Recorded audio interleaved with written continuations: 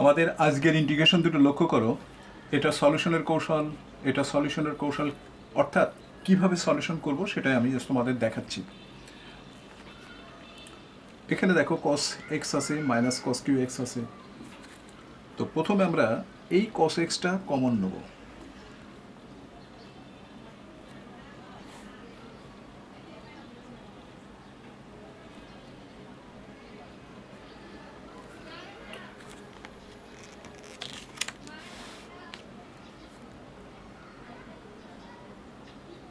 cos x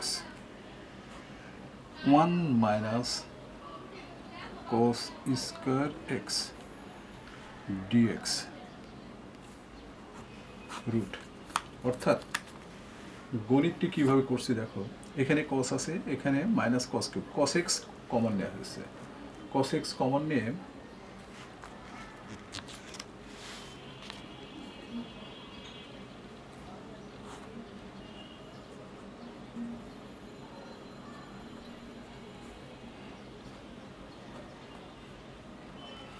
one minus cos square মানে হলো sine square x, sine square x dx. এরপর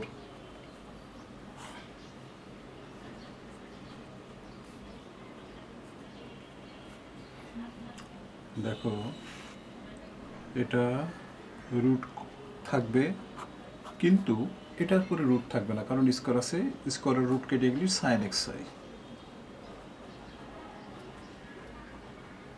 dx. এই যে কস এক্স আছে না, এটাকে আমরা জেড ধরবো, জেড স্কোয়ার ধরবো। কস এক্স সমান জেড স্কোয়ার। তারপর দেখো ডিফারেন্সিয়েশন করলে, এটা ডিফারেন্সিয়েশন করলে হয় মাইনাস সাইন এক্স, এটা হচ্ছে মাইনাস সাইন এক্স ডিএক্স সমান সমান 2z dz। এরপর দেখো সাইন এক্স ডিএক্স সমান মাইনাস 2z dz। এটা হলো যখন এখানে দেখো একটা জিনিস, আপার লিমিট লোয়ার লিমিট আছে, গণিতটাতে কি আছে, আপার লিমিট লোয়ার লিমিট আছে। তো আমরা এই আপার লিমিট হলো এক্স এর মান, এটাও এক্স এর মান। এখন যেহেতু আমরা জেড ধরে নিয়েছি, তাই আমরা জেডে এই মানটাকে কনভার্ট করছি। জেডে কি হয় সেটা দেখো, যদি এক্স সমান আপার লিমিট আছে π/2, লোয়ার লিমিট আছে, যাই হোক আপার লিমিট π/2 হলে জেডের মান 0 হয়ে যায়। কেন? এখানে কসের মান যদি আমি এক্স 0 মানে 90 ডিগ্রি বসাই, তাহলে জেডের মান 0 হয়ে যায়। এরপর এক্সের মান যদি আমি 60 ডিগ্রি, দেখো 60 ডিগ্রি আছে, তাহলে জেডের মান হচ্ছে কত, হাফ, অর্থাৎ 1/√2 হচ্ছে, কারণ জেডের পর স্কোয়ার আছে, সেই জন্য জেডের মান হচ্ছে 1/√2। এখন আমাদের নির্ণয় মান,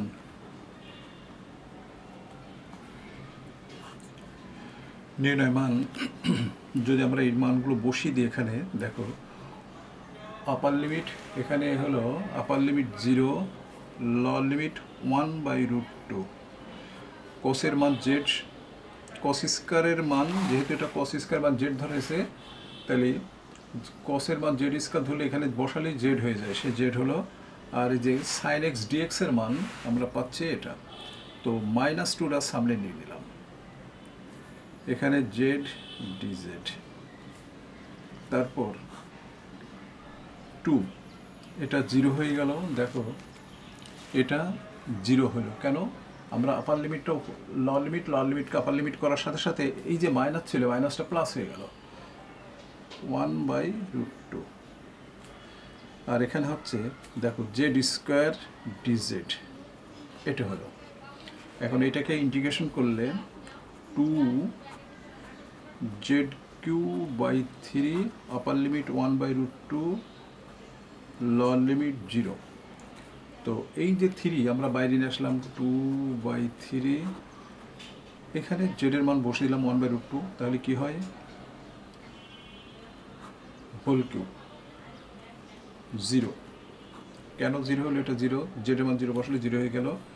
তো 2/3 1/2 দেখো মান আসলো 2√2, এই 2 কাটা দেওয়ার কারণে আমাদের আনসার হচ্ছে 1/3√2। এটা হচ্ছে আমাদের এই অঙ্কের সলিউশন, অর্থাৎ প্রথম অঙ্কের সলিউশন। এখন আমরা দ্বিতীয় অঙ্কটা নিয়ে আসছি। দেখো এটা হচ্ছে দ্বিতীয় অঙ্ক। এই দ্বিতীয় অঙ্কটা আমরা কিভাবে সলিউশন করব আমরা দেখাচ্ছি।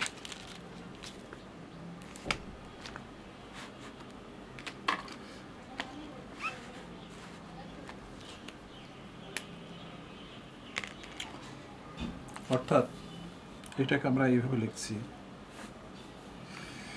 এটা আপার লিমিট লোয়ার লিমিট নাই, dx আছে, এই যে sin 2x এর সূত্র হচ্ছে 2 tan x। দেখো এই sin 2x এর সূত্র হচ্ছে 2 tan x 1 plus tan square x। আর এখানে আছে দেখো কি sec স্কয়ার মানে আমরা 1 প্লাস tan স্কয়ার বসাতে পারি, 1 plus tan square x minus 2। তাহলে মূল অঙ্কটা এইভাবে দাঁড়াচ্ছে, এটা উল্টে গেল, 1 প্লাস tan স্কয়ার x ছিল, নিচে 2 tan x। দেখো নিচে কি আছে 2 tan x। আর এখানে দেখো এটা কিন্তু নিচে, এখানে এটা dx আছে, এটা tan স্কয়ার x মাইনাস 1 হলো, এটা দাঁড়াচ্ছে। এখন এই 2 আমরা হাফ হিসাবে বাইরে নিয়ে আসলাম।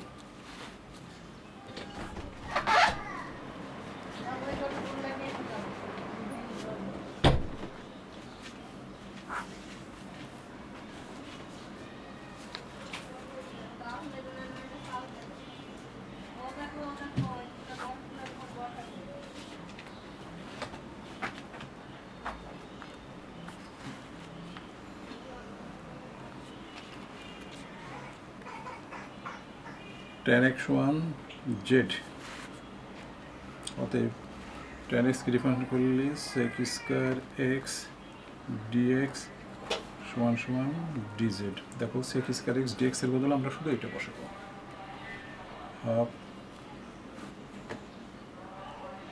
dz z minus z square 1। এটা কিন্তু একটা সূত্রে পড়ে যাচ্ছে, সূত্রটা কি দেখো, sec ইনভার্স z। এই পুরো সিস্টেমটার সূত্র হচ্ছে sec inverse z plus c। আমরা z এর মান বসিয়ে দেবো, sec z এর মান tan x প্লাস c। এটা হচ্ছে আমাদের নির্ণয় সলিউশন।